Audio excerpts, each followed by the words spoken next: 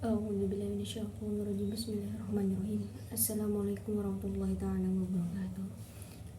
Wassalatu wassalamu ala asyrofil anbiya'i wal mursalin wa ala alihi washabihi ajmain, amma ba'd. Pertama-tama marilah kita bersaudara sekalian untuk memanjatkan puja dan puji syukur kehadirat Allah Subhanahu wa taala, yang mana dengan kurnia nikmat Allah Subhanahu wa taala kita diberikan kesehatan, nikmat iman yang seperti kita rasakan hari ini. Wa mihalatun kama fil hadazin minallah Muhammadin ahjari falqin nawul man yahadati minal jannah. Yang kedua adalah selawat beserta salam marilah kita aturkan ini kepada junjungan Nabi besar baginda Nabi Muhammad SAW, yang mana dengan karunia nikmatnya, karunia dari barokah syafaat dari Rasulullah SAW, sehingga membawa kita kepada alam yang begitu terang benderang seperti hari ini. Para saudara sekalian rahimakumullah yang selalu dirahmati Allah Subhanahu wa taala, hari ini bagaimana kabarnya? Semoga senantiasa Allah melimpahkan kesehatan bagi kita semua. Para saudara sekalian, yang kita pelajari bagaimana introspeksi di dalam diri kita itu antara di dalam Islam itu disebut dengan muhasabah. Muhasabah artinya itu adalah bagaimana kita ketika kita menginginkan sesuatu itu adalah berintrospeksi. Islam menyebutnya dengan muhasabah. Bagaimana kita menjadi seorang mukmin, semakin kita tingkat ibadahnya semakin tinggi, maka seperti halnya padi semakin merendah hati. Artinya apa? Ketika kita sudah menjadi seorang mukmin yang terus taat kepada Allah Subhanahu wa taala, beriman kepada Allah Subhanahu wa taala, mereka taat dengan perintah Allah, mereka menjauhi larangan dari Allah Subhanahu wa taala, namun mereka seperti halnya padi, semakin banyak mereka beriman kepada Allah, semakin rendah hatinya untuk tidak mencaci orang-orang yang tidak beriman. Artinya apa para saudara sekalian? Mabahlu kalayati inna wallahi jannatin ahra dalatikul kulayati fatbasa. Barang siapa yang sesungguhnya man ahfaka kalian wallahu tabazat, barang siapa yang mengajak sesuatu itu dalam kebaikannya, maka sungguhnya orang tersebut melakukan kebaikan hal yang sama. Artinya para saudara, artinya apa? Seseorang yang sudah menganggap dirinya itu sudah sempurna, menganggap ibadahnya itu sudah cukup, menganggap ibadahnya itu lebih sempurna dari orang lain, menganggap ibadah dan ilmunya itu lebih tinggi daripada orang lain, sehingga mencaci dan menghina orang lain itu lebih mudah bagi dirinya. Antara apa? Ketika kita mengetahui orang yang berilmu, orang yang paham agama lebih berat ujiannya daripada orang yang tidak pernah mempelajari ilmu agama. Nah, orang yang terus taat kepada Allah lebih banyak ujiannya daripada orang-orang yang tidak pernah taat kepada Allah ataupun selalu melanggar daripada larangan Allah Subhanahu wa taala. Dari itu yang dikatakan mayaqulu an tajahi tahbayyinaruf. Maka orang-orang yang alim, orang-orang yang taat kepada Allah Subhanahu wa taala, mereka sabar dengan ujiannya. Makanya kalau kita mencaci orang-orang yang taat, mencaci orang-orang yang soleh, mencaci orang-orang yang taat kepada Allah Subhanahu wa taala, yang hanya melakukan satu kali perbuatan salah lalu kita mencaci orang tersebut, kita menganggap amal ibadahnya itu sia-sia, jangan para saudara sekalian. Karena yang kita pelajari bahasanya menganggap orang yang alim tidak harus menganggap ilmunya lebih daripada kita. Dan ketika kita sudah mengetahui orang yang lebih dekat dengan Allah, lebih banyak ujiannya. Karena apa?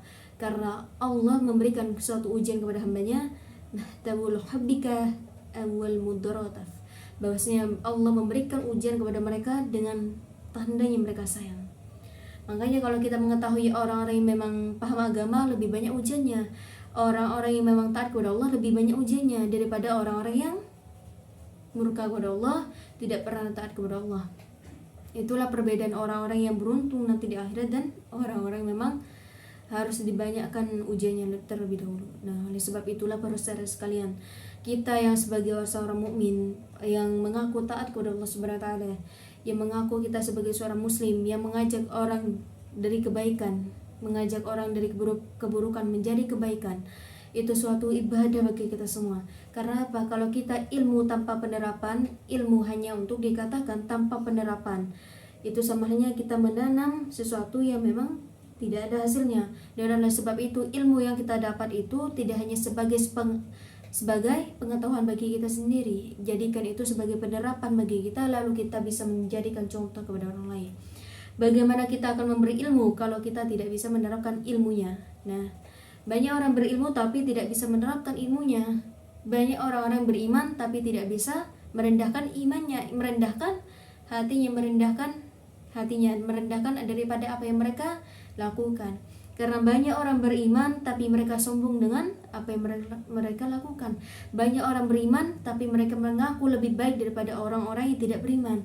Itu yang Allah tidak sukai. Nah, oleh sebab itulah kalau kita mengaku lebih dekat dengan Allah Subhanahu wa taala, marilah kita ajak semua para saudara sekalian, kita ajak teman, kerabat, saudara, bahkan orang tua yang jauh dari Allah Subhanahu wa taala, jauh dari peraturan Allah Subhanahu wa taala, jauh daripada perintah Allah Subhanahu wa taala, kita ajak.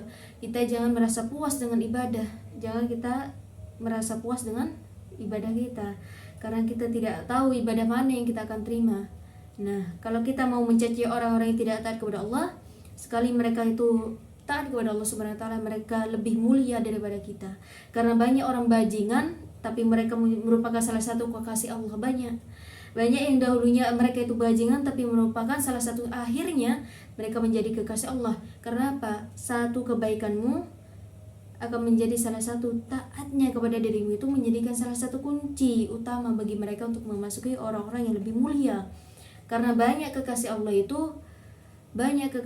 banyak wali Allah itu yang memang berpotensi menjadi seorang orang yang memang tidak taat kepada Allah, namun mereka di sisi Allah sangat, masya Allah, sangat mulia di sisi Allah. Makanya daripada itu, oleh sebab itulah para saudara sekalian, kita bagaimana kalau kita menemukan seseorang yang memang lebih buruk ataupun lebih baik daripada kita, kita hajar mereka. Jangan merasa kita puas dengan ibadah kita. Oleh sebab itulah para saudara sekalian, orang yang tidak pernah beriman ataupun selalu melanggar perintah Allah, sekalipun kita berdosa, semua manusia itu selalu berdosa, selalu melakukan dosa, cuma caranya yang berbeda, konteksnya yang berbeda. Nah, oleh sebab itulah kita jangan terlalu merasa sempurna, kita jangan terlalu merasa lebih baik, kita jangan terlalu merasa lebih sempurna apa yang kita punya.